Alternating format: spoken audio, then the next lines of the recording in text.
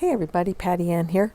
This is just a quick video to show you how I'm doing the rhinestones on my items. Here's the template that I cut out. I designed it, it's just an L, in Silhouette Business Edition so I could use it in my Cricut machine. It's just an L, so I was just trying it. I'm using just the flock that I buy, but for some reason this black has a sticky part to it. So I was thinking I'd use a talcum powder or something, but then I was afraid that might affect the rhinestones. So I was just trying to rub it like this on my shirt or on my blue jeans or on the carpet so it would be a little less sticky, because I don't want my rhinestones to stick while I'm trying to rub them around to get into the little holes.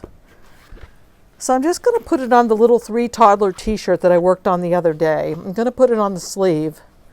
And my little set of mats that I like to use fits right inside the sleeve. Otherwise, I can't help but feel this lumpy bump from the seam under there. So if I put this inside,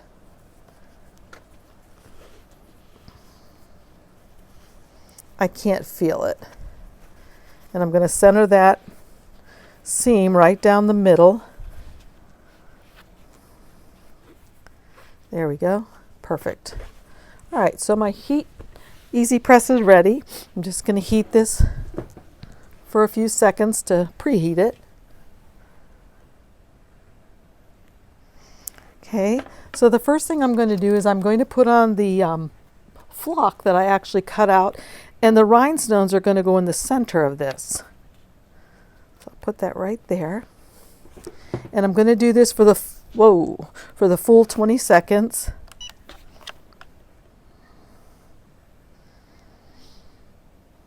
So this is just another test that I'm doing to see how I can get this to work. And I actually bought this font online to learn how these work. So the more I look at something that's already been done, I can learn how to make it myself. Okay, there's that. And as you know, flock is a cold peel, so I need to wait until it gets cold. I'm going to leave that mat in there though, so that that seam doesn't mess with the way the rhinestones go on either. I'm just using clear rhinestones. This part here, I'm going to see if there are different shine to them or sheen. This part here, the long stick of the L, were rhinestones I got from the Rhinestone World. The Rhinestone World. These are the ones that came in the kit that I got from Silhouette.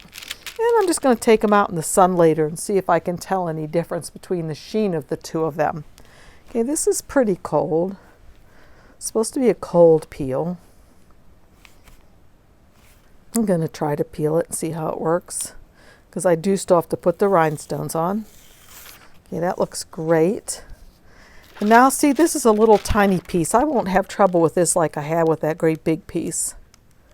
I can just stick this right in here like this and just kind of manipulate it. See, I can pick this up and move it. So that's the advantage of having a little piece that you're working on. That's why I would, in my previous video, I said I would instead cut the piece into parts so that I could heat press them on individually. Anyway, here we go. So I'm going to do this for 12 seconds.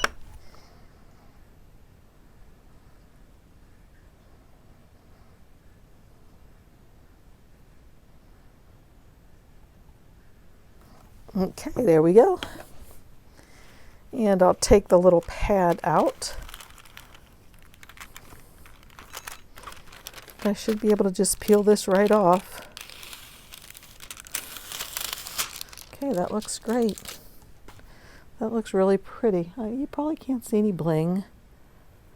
But now again, what I have to do, according to the instructions, the manufacturer's instructions, turn this inside out and reheat it again on the same area so that I make sure that the glue from the rhinestones is totally melted into the shirt.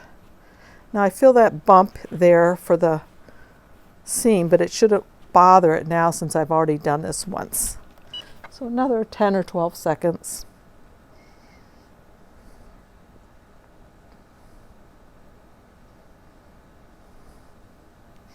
Okay, and that is how easy it is to do rhinestones.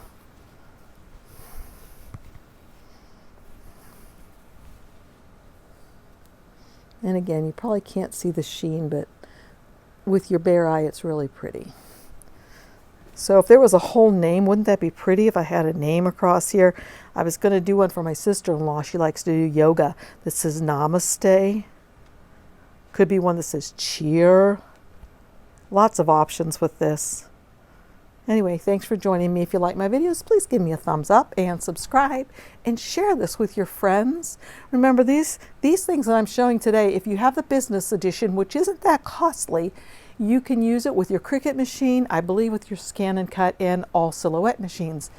Also, it's a lot easier than using Inkscape, in my opinion. Check below, you'll see some of my Inkscape tutorials, but it's just not as easy to use, I don't think, or as intuitive as using the Silhouette Studio, because after all, the Silhouette Studio was made for our cutting machines. So again, thanks for joining me. Bye-bye.